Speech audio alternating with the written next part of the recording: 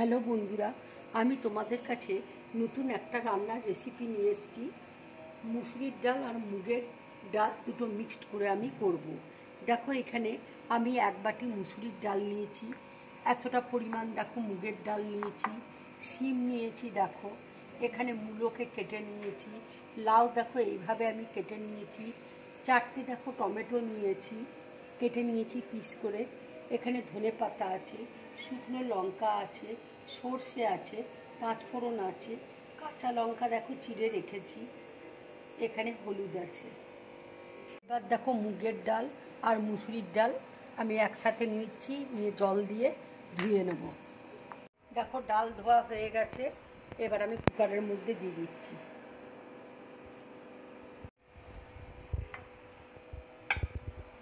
এবার দেখো লাউটা দিয়ে দিচ্ছি, শিম দিয়ে দিচ্ছি, মূলো দিয়ে দিচ্ছি, টমেটো দিয়ে দিচ্ছি। এবার দেখো জল দিয়ে দিচ্ছি।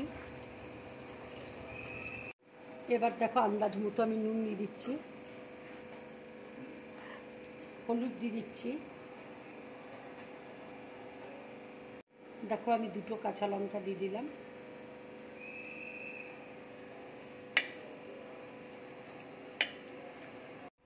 এবার দেখো আমি ঢাকা দিয়ে দিচ্ছি, এবার আমি সেদ্ধ করে নেব।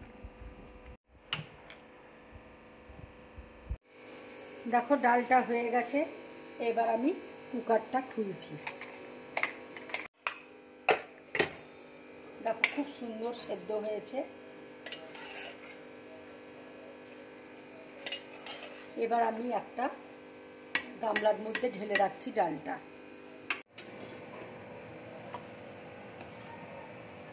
এবার দেখো কড়াইয়ের মধ্যে তেল দিয়েছি, তেল গরম হয়ে গেছে, এবার আমি সর্ষে ফোড়ন দিচ্ছি, পাঁচফোড়ন দিচ্ছি,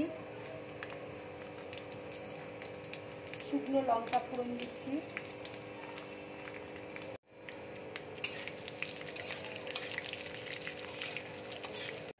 দেখো পাঁচফোড়ন আর সর্ষে ভাজা হয়ে গেছে, এবার আমি ডালটা ফোড়ন দিয়ে দিচ্ছি। বন্ধুরা, তোমরা এইভাবে ডাল বানিয়ে গরম ভাতের সাথে খাবে কিংবা রুটি পরোটার সাথে খাবে, খুব ভালো লাগবে খেতে। দেখো কাঁচা লঙ্কা দিয়ে দিচ্ছি, ধনে পাতা দিয়ে দিচ্ছি। ডালটা দেখো হয়ে গেছে, এবার আমি গ্যাসটা অফ করে দিচ্ছি।